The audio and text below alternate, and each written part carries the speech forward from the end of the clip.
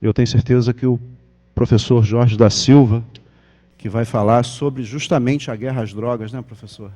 Vai aprofundar mais esse assunto. Obrigado. Bom, você sabe que todo baixinho gosta de falar em pé, né?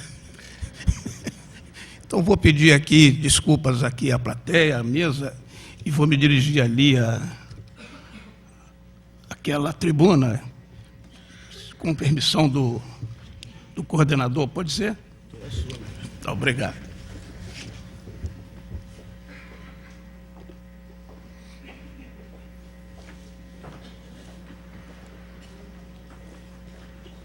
Bom, eu queria cumprimentar a mesa, primeiramente agradecer a gentileza do diretor da Emerge em participar, né, da elaboração e da organização deste evento. Cumprimentar aqui também a doutora Caram, a nossa presidenta, né, dali, os companheiros da mesa, e um amigo Ciro Darlan. Bom, cumprimentar a todos. Quando a gente diz que a proibição fracassou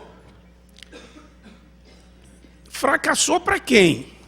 O doutor Nilo Batista parece que deixou isso bem claro, mas eu quero enfatizar esse ponto. Do ponto de vista de quem tem outros interesses, ela não fracassou. Ela foi muito bem planejada e nós assistimos no mundo, na periferia, né, das grandes cidades, o extermínio da pobreza. Se é um genocídio programado. Quer dizer, olhando por outra ótica, o que está... Não pode deixar aceso, que eu só vou falar sobre alguma coisa que eu esqueci aqui, porque eu tinha preparado uma apresentação toda, né, em PowerPoint, mas eu vou ter que reduzir o tempo, porque não vai dar para falar tudo que eu gostaria, e praticamente tudo já foi falado aqui, as coisas mais importantes já foram faladas, eu vou evitar repetir. Então, se puder acender a luz, até para facilitar que as pessoas me vejam melhor, eu gostaria. Bom, é realmente uma satisfação muito grande estar aqui, e eu fico muito contente também de ver uma plateia de jovens. E ontem, quando eu estava preparando essa intervenção, eu tinha mais ou menos a ideia de que nós teríamos muitos jovens aqui, porque nós, mais velhos, já temos as nossas ideias formadas, nós não gostamos de abdicar das nossas convicções, mas os jovens não, os jovens estão sempre abertos. Eu acho que a dificuldade, às vezes, é de esclarecimento, às vezes a dificuldade é de informação.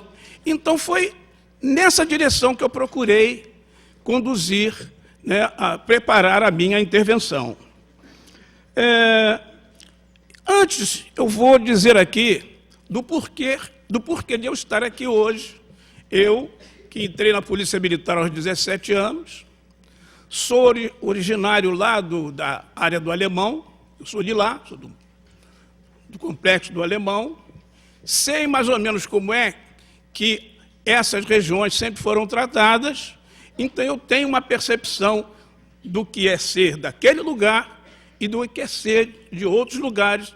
Eu sei o que é ter a percepção de alguém que morou ali e de alguém que convive num outro nível hoje em dia, em função de uma nova inserção social. Temos aqui policiais militares, né, juízes, promotores, e nós aprendemos a cumprir a lei. Se a lei está errada, não nos compete questionar.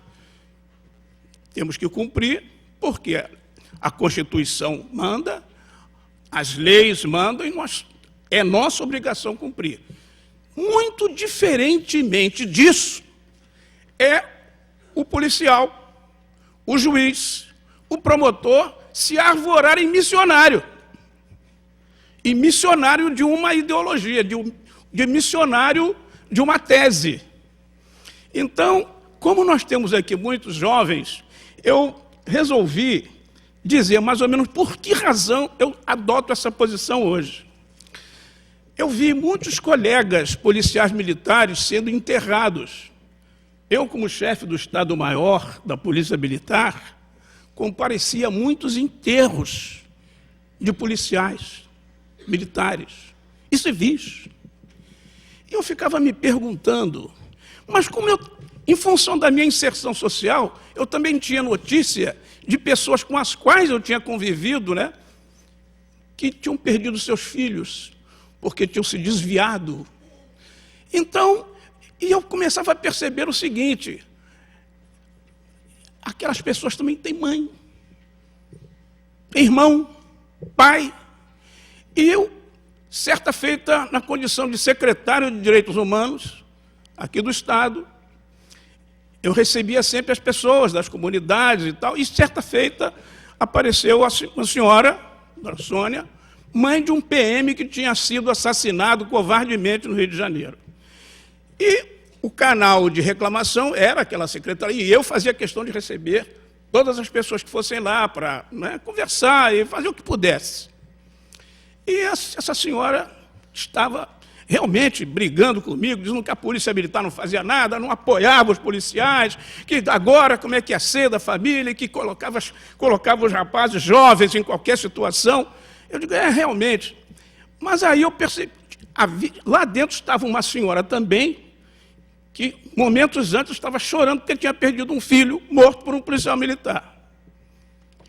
E aí eu falei, olha, a senhora está vindo aqui? Então, as duas mães, eu me emociono muito quando falo nisso, até evito falar.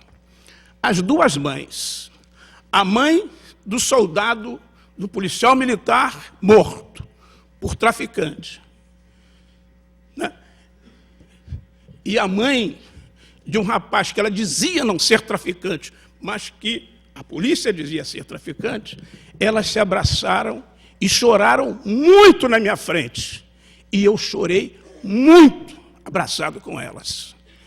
Então, a gente começa a perceber que isto que nós temos no mundo, que isso que nós temos na nossa sociedade, é do ponto de vista de quem realmente quer o bem da sociedade, de quem não tem outros interesses, isto é uma insanidade. Isto é uma perversidade. Este modelo é uma perversidade e já foi colocado aqui que isso tinha um objetivo claro. Quando o presidente Nixon, né, declarou a chamada guerra às drogas. Não era guerra às drogas, era a guerra ao movimento da contracultura. Era uma guerra contra o movimento estudantil do final da década de 60, 68, 69. Ele assumiu em 69. Era uma guerra contra os negros, contra os movimentos civis dos negros, movimento feminista. Então, como ele não podia editar uma lei contra as pessoas, ele buscou um atalho. Qual era o atalho? Você criminaliza determinadas condutas que você atinge o seu alvo. E é isso que foi produzido no mundo. E nós, né, como gostamos, chamamos brasileiros de macaquitos, não é à toa. Nós somos macaquitos, nós copiamos tudo que vem lá do centro, né, para poder ficar igualzinho. Então, Em função de muitas outras circunstâncias dentro da corporação, eu fui... Quer dizer, eu também achava, como muitos policiais acham até hoje, que é só o traficante, não, o usuário é que é o maior culpado. Eu também já achei isso. Mas a gente tem que começar a refletir sobre as coisas, né? Que isso aí, essa concepção de que o usuário é mais culpado do que o traficante, é uma concepção religiosa, que não resolve o nosso problema. Bom, então, a grande verdade é que eu fiz um exame de consciência, procurei analisar a situação. Eu não sou um jurista, apesar de ser bacharel e advogado, mas não militante, mas eu sou um cientista social. Então, o cientista social se preocupa com essas questões. Em função, talvez, também pela minha inserção, pela minha origem, né? Pela minha etnia.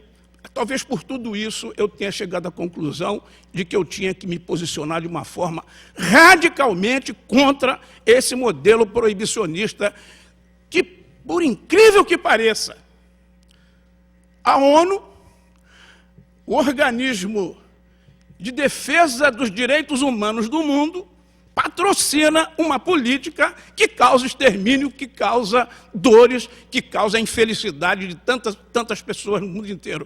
Quer dizer, esta é a maior das contradições. Que a ONU, Organização das Nações Unidas, patrocine essa política. Bom, vamos ao que interessa.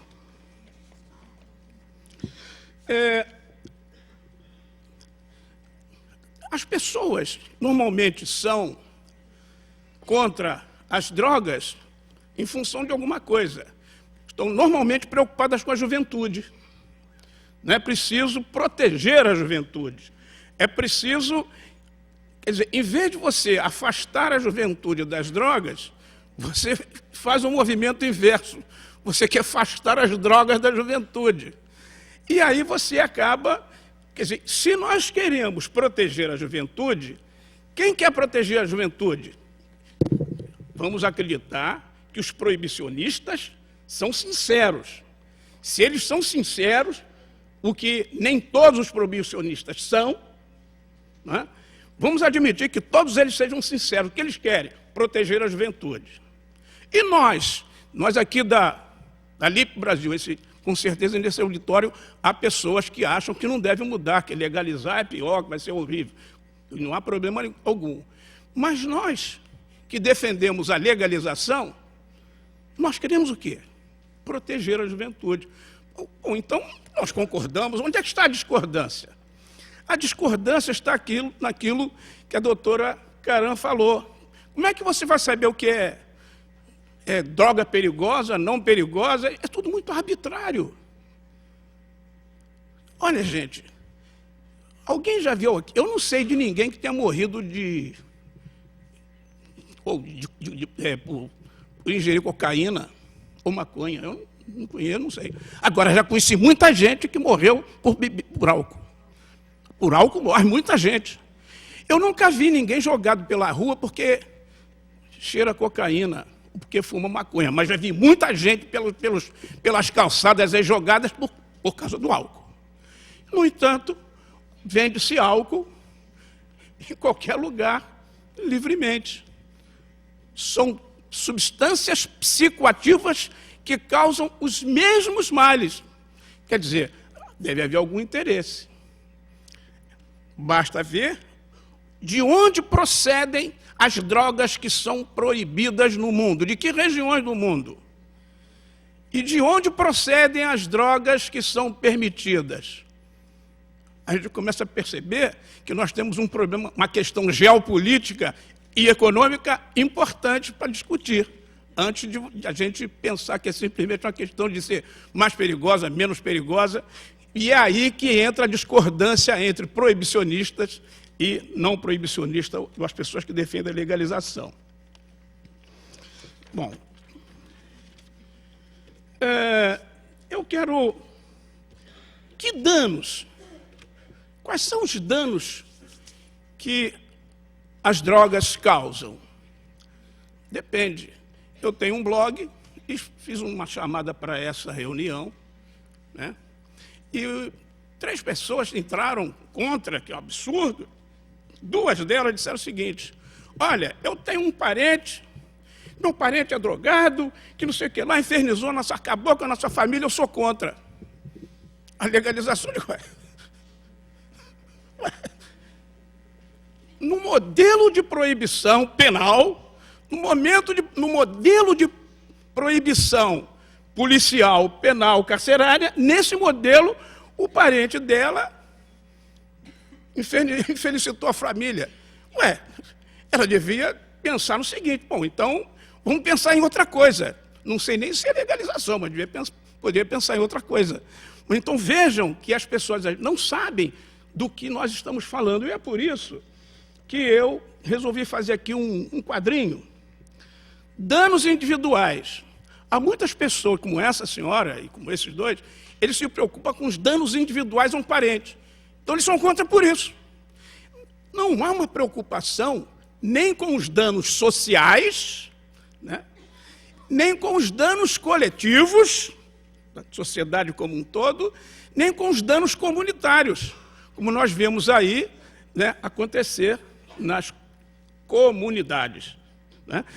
Então, há pessoas até que acham que a polícia está matando pouco. E diz isso com a maior tranquilidade. Tomou uma cervejinha, 2 num bar, tinha que matar. Não, mas está matando muito, quando eu falo. Tinha que matar mais essa gente. Tinha que matar mais essa gente. E nós não somos um povo preconceituoso. Nós não somos um povo racista. Nós somos uma democracia social e racial. Mas as pessoas falam isso abertamente. Um advogado amigo meu, que inclusive tinha sido meu aluno: ô Jorge, vem cá, você que é autoridade, você acha que matando uns 5 mil não resolve isso, não? Eu digo: eu começaria por você. Não, peraí, porque é sempre o outro, não é? O povo não sabe votar. Vem cá, você é povo? Não, peraí, eu estou falando... Você quer dizer, por que o povo não sabe votar? Porque não vota como ele acha que todo mundo deveria votar. E ele também não é povo. É isso que ele está dizendo. Bom, então nós temos os danos familiares, né, claro, as drogas causam danos familiares, como é o caso mencionado, né, pequenos furtos, desagregação, danos sociais, delinquência no bairro para roubar pequenas coisas, etc., até de casa, e danos coletivos e comunitários. Então, são esses danos. E as pessoas se colocam diante dessa questão em função dessas diferentes visões. Uma outra coisa que confunde muito as pessoas, principalmente, mesmo que você queira argumentar contra ou a favor, às vezes você fica sem saber o que as palavras querem dizer. Não, eu sou contra esse negócio de liberalização. Liberar as drogas, sou contra. Mas vem cá, ninguém está falando de liberar as drogas. Ninguém está falando disso, né? Você tem o quê? Você tem... Qual é o quadro atual no mundo? Proibição total. Penal, policial, penal, carcerária. Esse é o modelo criminal. Proibição total. Mas você tem o modelo da descriminalização de determinadas condutas.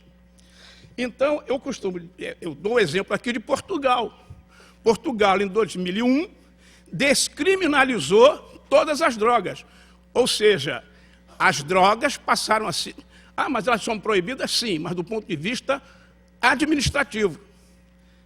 Ninguém mais vai ser... Não é um assunto mais nem da polícia, nem do juiz, nem do promotor. É um assunto da comunidade, é um assunto das comissões de intervenção, um nome mais ou menos assim. Essa comissão que vai verificar aquele caso e depois dar um encaminhamento administrativo, civil, ou multa, ou tratamento àquela pessoa. Tem a despenalização, que é outra coisa. Ou seja, o Brasil, por exemplo, com a Lei 11.343, então hoje, no Brasil, não é punido o uso ou o porte para consumo pessoal. Isso, a lei, quer dizer, não é punido. A lei prevê que não se puna, mas só não avisaram isso a polícia. A polícia ainda não foi avisada disso. Porque que o senhor está rindo, doutor Zacconi, delegado? Mas é um problema sério, que eu estava vindo para cá e a polícia prendeu um motorista de ônibus porque foi comprar, né, uma guimba lá de maconha, pegaram com a maconha, levaram, enquadraram o cara e eu não sei como é que é isso. Mas a lei diz o contrário. Quer dizer, o modelo que está, pelo menos formalmente, colocado no Brasil é o modelo da despenalização.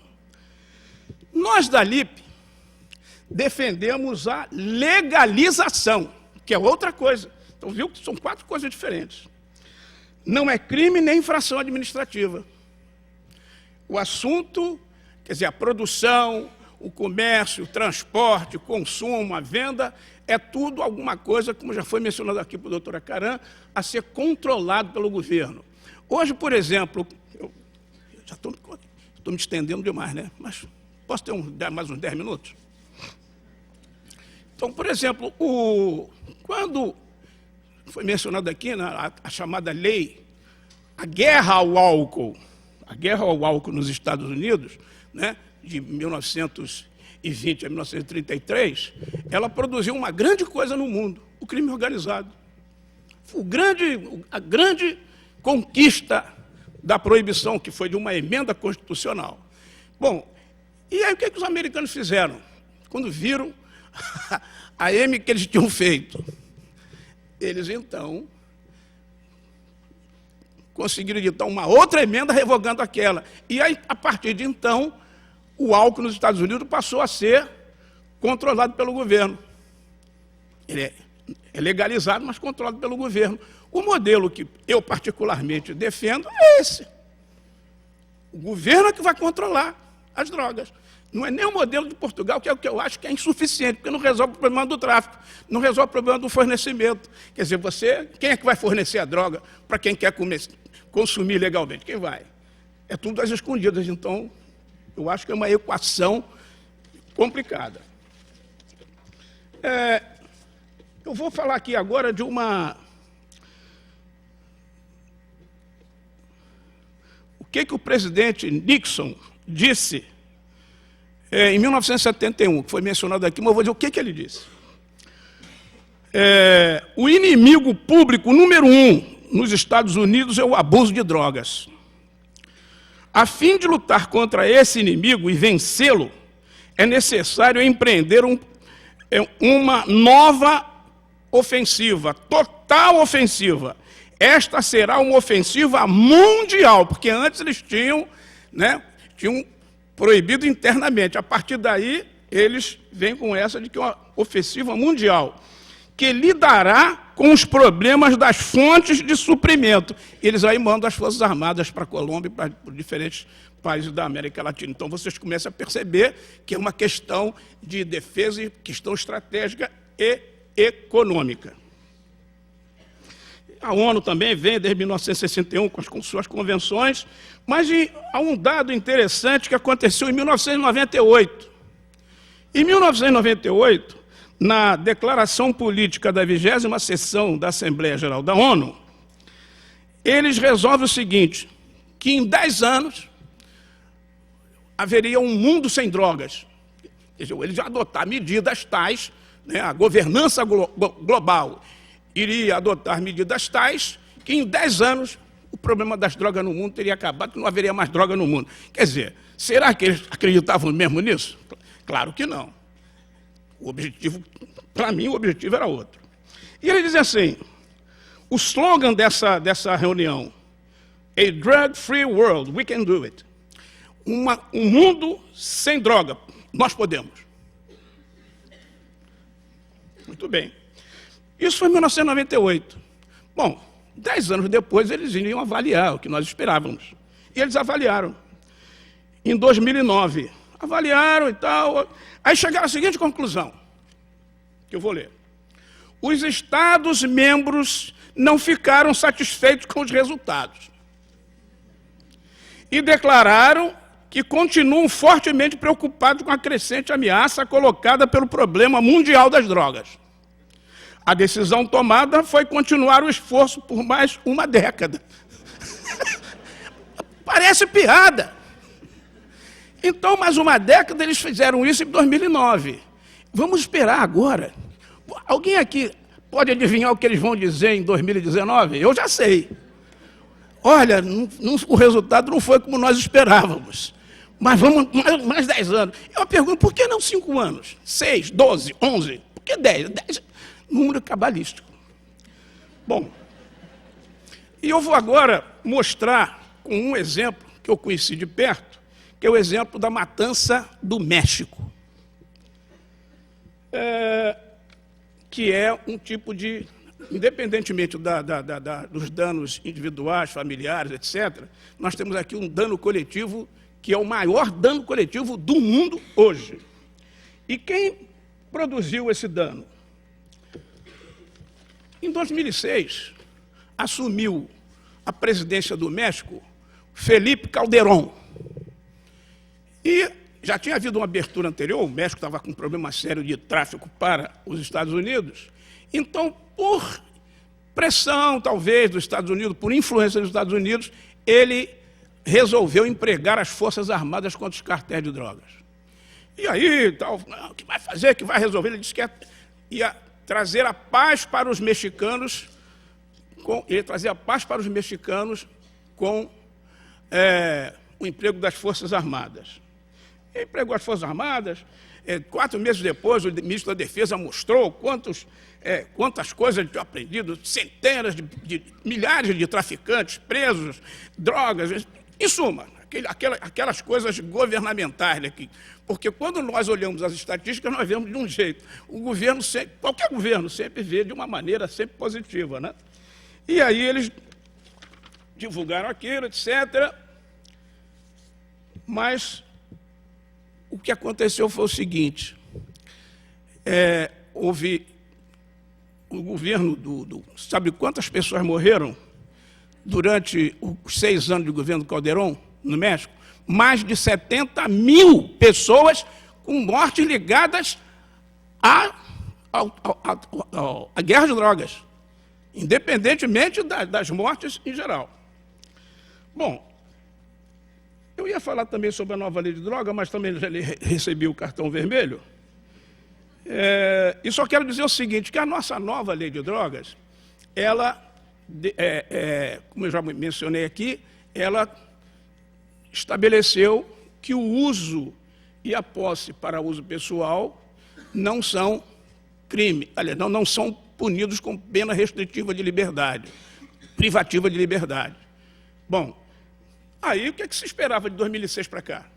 Bom, então agora, como havia muitos usuários presos, né, as cadeias iam diminuir a sua população. Não, aumentou de forma exponencial. Então, nós sabemos por quê. Os usuários pobres das comunidades, neguinhos, foram promovidos a traficantes. Eles tiveram a sua categoria elevada. Inversamente, os traficantes com outro perfil foram rebaixados a usuários. E as nossas cadeias estão aí cheias. Bom, falou-se aqui da descriminalização em Portugal, mas alguém me pergunta, bom, Jorge, o que colocar no lugar? Enquanto isso não se resolve. Enquanto isso não se resolve, a gente tem aqui muitas pessoas que, com certeza, algumas que já acreditavam que o modelo está falido, né, desse ponto de vista do povão, que já acreditavam, vão ter mais argumentos em função do que já foi falado aqui pela doutora Caram, pelo doutor Nilo e por todas as pessoas aqui que me antecederam. Então, as pessoas já vão tendo mais informação, não só para se posicionar, para argumentar e convencer outras pessoas. O que colocar no lugar? Eu, Jorge da Silva, prefiro o seguinte, uma combinação de educação, família e tratamento para quem quiser. Muito obrigado.